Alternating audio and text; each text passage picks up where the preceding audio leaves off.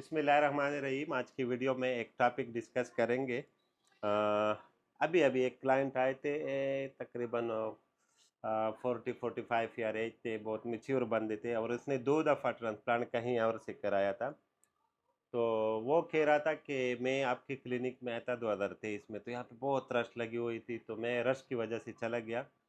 फिर फलाने क्लिनिक से एक सेशन किया, फिर दूसरे क्लिनिक से एक सेशन किया, तो उसके बाल बहुत यानी दूर दूर लगे हुए थे, स्पेस था उसमें। तो पता नहीं उन लोगों ने इसके माइंड में डाली डाली थी ये बात, या ये खुद कह रहा था। कहते हैं कि मैं जो आपके मरीज होते हैं मेरे ख्याल में ये आपसे क्वेश्चन नहीं करते। मैंने कहा क्वेश्चन तो मेरे ऐसे मरीज जो वीडियोस देखते हैं उसके पास होता ही नहीं है, क्योंकि वीडियो में सब कुछ क्लियर कर चुका हूँ। और जो लोग करते तो वो डायरी लिख के आते हैं, अक्सर 2-2 पेजेस की क्वेश्चन है, उस पर मैं कई बार वीडियो भी बना चुका हूँ।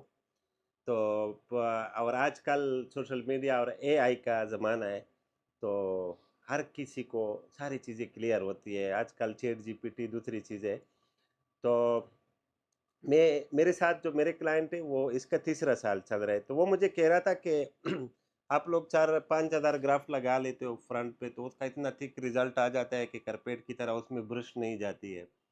और या फुल जब कवर करते हो 8,000 लगा देते हो, तो कहते हैं इतनी डेंसिटी पॉसिबल नहीं है। और ये आप लोग झूठ बोलते हो, यानी आप लोग दवाई खिलाते हो, हेयर फिन और फिनेस्टिराइड ये चीज़ें, तो उसकी वजह से ये बाल ग्रोथ कर लेते हैं। कहता है कि ये मेडिसिन अगर खाली सर पे भी दे दे तो उससे इतने बाल आ जाते हैं।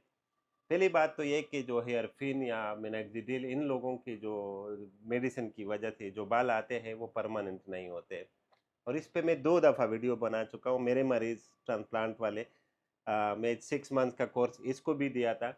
तो जब वो छोड़ देता है तो उसके बाद उसकी हेयर फॉल शुरू हो जाती है, तो मरीज़ परेशान होता है।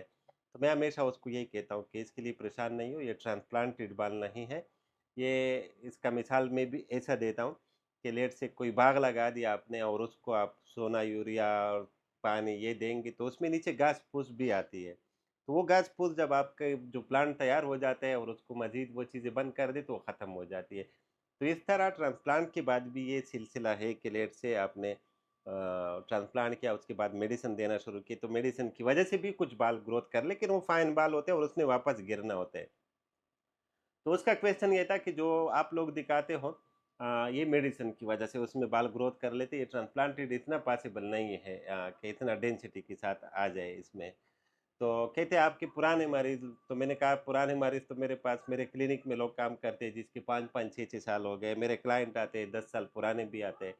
अब ये जो मरीज़ आया तो माश ये अल्लाह ने ठीक दिन भेज दिया मुझे, तो इसका तीसरा साल चल रहा है, इसका मैंने यहाँ तक ट्रांसप्लांट किया हुआ है। इस बंदे ने आपके सामने बैठा है, ये बोलेगा तो नहीं, लेकिन मैं कह रहा हूँ इसने 6 महीने तक सिर्फ़ मेडिसिन ली है और उसके बाद कोई दवाई नहीं ली है, और उम्मीद है कि शैम्पू वगैरह अभी तक इस्तेमाल करता होगा, कि वो भी नहीं करता है? ठीक है, शैम्पू इस्तेमाल कर रहे हैं, लेकिन इसके बाद कोई हेयर फिनेस्टेरॉइड या मिनोक्सिडिल वगैरह यूज़ नहीं किया है। अब ये आया क्यों है मेरे पास?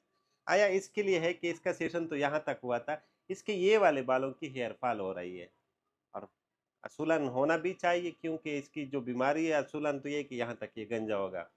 लेकिन अब इसको हम ट्रीटमेंट शुरू कराएँगे ताकि ये स्टॉप हो जाए, स्टॉप ना भी हो तो स्लो हो जाए।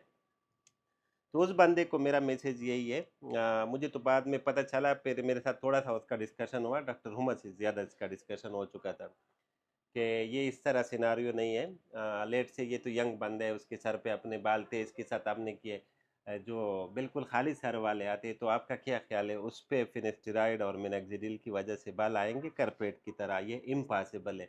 अगर इस तरह बाल आना शुरू हो जाए और वो परमानेंट हो, तो फिर तो मसला ही ख़त्म हुआ, फिर ट्रांसप्लांट क्यों करते हैं? और अल्हम्दुलिल्लाह हमारे जो रिज़ल्ट है, वो कहते हैं कि आपके फिर डिफ़रेंस क्यों है? कहते हैं वो लोग भी 4,000 ग्राफ लगाते हैं और आप भी, तो आपके रिज़ल्ट क्यों अच्छे आते हैं? इसमें 2-3 चीज़ें हैं।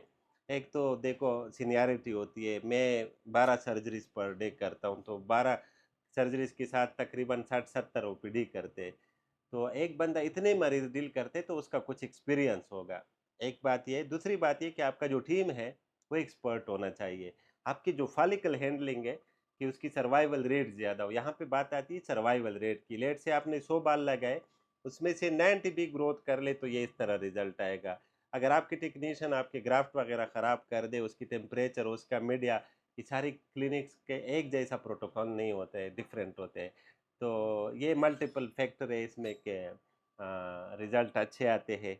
और मेरा सबसे बेस्ट पॉलिसी जो है वो मैं अल्हम्दुलिल्लाह अपने मरीज़ के साथ कभी धोखा नहीं करता हूँ। मरीज़ को सच बताता हूँ, खफ़ा होता है या नाराज़ होते हैं या मेरी बात पे खुश होते हैं, लेकिन मैं सच बोलूँगा। मेरे ऐसे मरीज़ आते हैं कि इसने बुकिंग लिया होता है दूसरे क्लिनिक में, मैं इसको मना कर देता हूँ कि नहीं अभी इसमें करेंगे तो आपका रिज़ल्ट नहीं आएगा। तो उस बंदे के लिए वीडियो बना रहा हूँ और इससे दूसरे लोगों का भी एक क्वेश्चन हल हो जाएगा कि अब इस बंदे का जो ट्रांसप्लांट है, ये बिल्कुल ये फ्रंट वाले बाल ये ट्रांसप्लांटेड है और इसका तीसरा साल चल रहा है, कोई दवाई नहीं ले रहा है और अल्हम्दुलिल्लाह ठीक-ठाक है। Thank you for watching. अल्लाह हाफ़िज़।